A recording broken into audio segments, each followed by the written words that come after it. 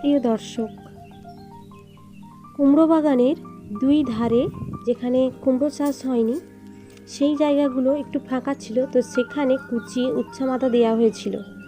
তো গাছ উঠে গেছে, কিছু কিছু মাদা মার গেছে, তাই সেখানে আমি এবং বাবা দুজনে মিলে বীজ বপন করছি।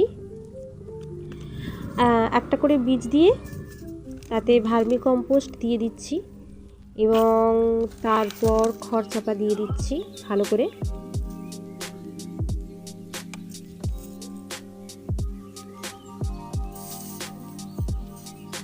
এবং জল দেয়া হবে পরে।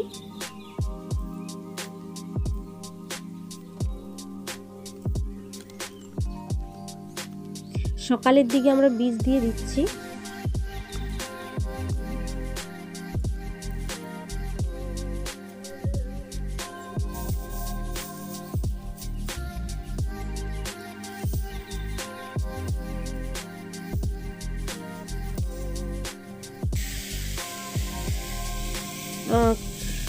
কয়েকটি মাদা ঝিঙ্গাও দেওয়া হয়েছে, বেশিরভাগটা উচ্ছা, দু একটা ঝিঙ্গা মাদাও দেওয়া হয়েছে বাড়ির জন্য এবং ট্রায়াল করার জন্য।